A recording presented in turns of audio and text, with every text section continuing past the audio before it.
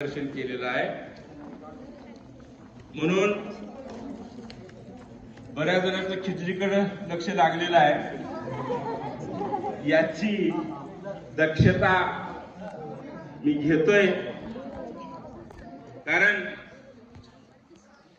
अकाल मृत्यू जो मरे काम करे चंडाल का, अकाल मृत्यू हो मरे काम करे चंडाल का, जो भक्त है महाकाल का. अकाल मृत्यू कोण म्हणतो किंवा नापास कोण होतात? ज्यानं काहीच केलेलं नाही, बरोबर आहे.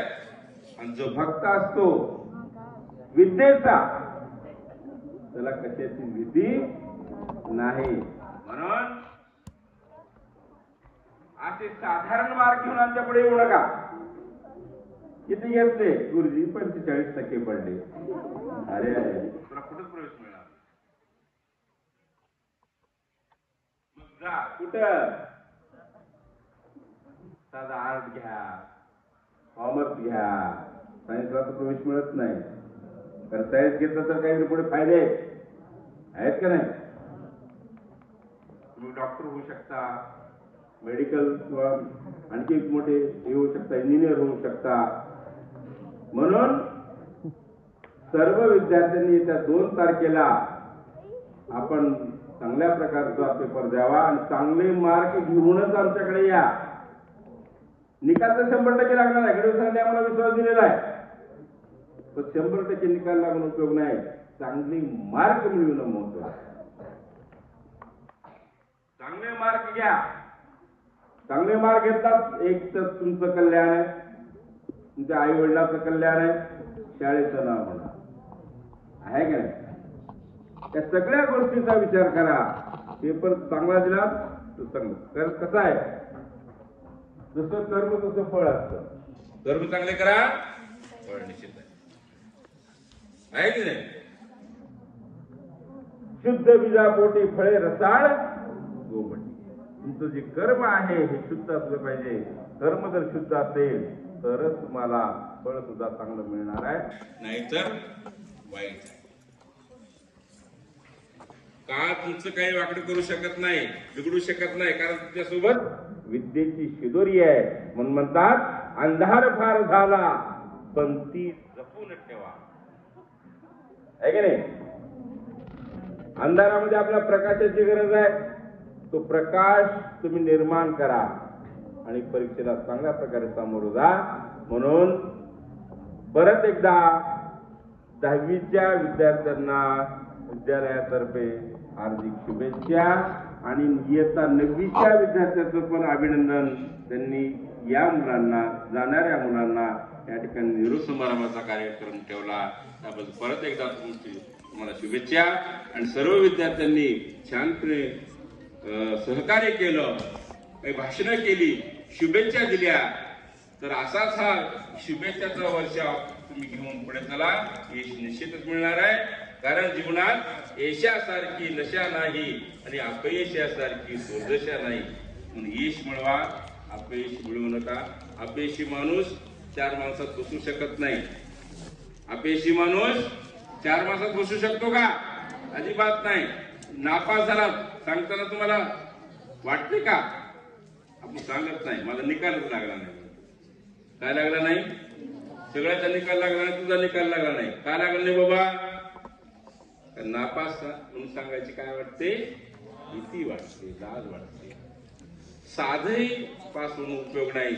चांगल्या मार्काने पास व्हा, तरच जीवनामध्ये तुम्हाला चांगलं कॉलेज मिळेल आणि तुमचं जीवन चांगलं होईल. एवढी परत एकदा शुभेच्छा देऊन माझे 2 शब्द या ठिकाणी थांबवतो. जय हिंद, जय महाराष्ट्र.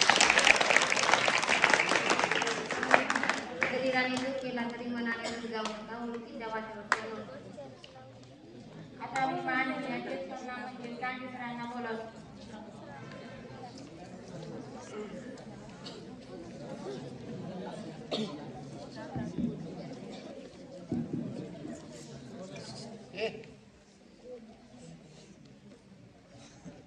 जायच्या पुढे तर मार्क होणार.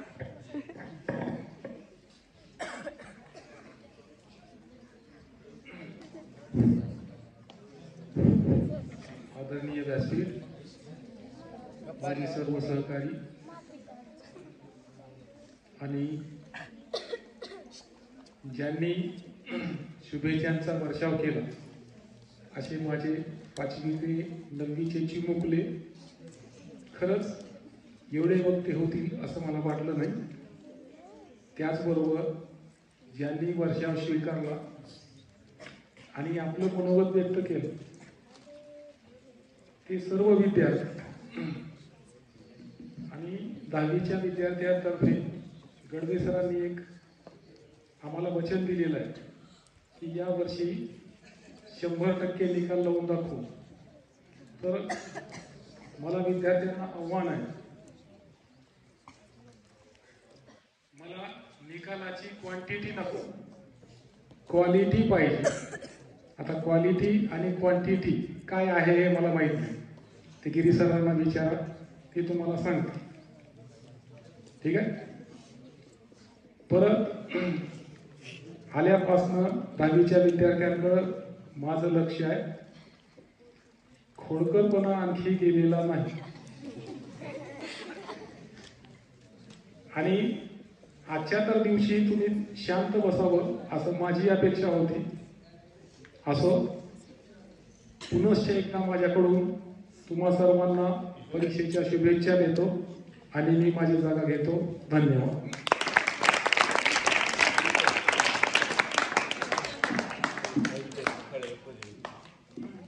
इयत्ता 10वीचे विद्यार्थी बापूजी विद्यालयाला भेटवस्तू देत आहेत.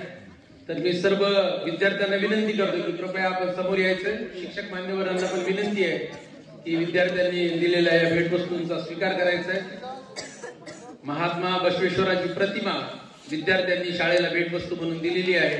तर आपल्या शाळेचे मुख्याध्यापक आदरणीय डांगे सर यांना मी विनंती करतो की कृपया आपण या प्रतिमेचा भेटवस्तूचा स्वीकार करायचा आहे. सोबतच मुलींना पण विनंती आहे की कृपया आपण या फोटो फ्रेम मध्ये यायचंय. आलो सर.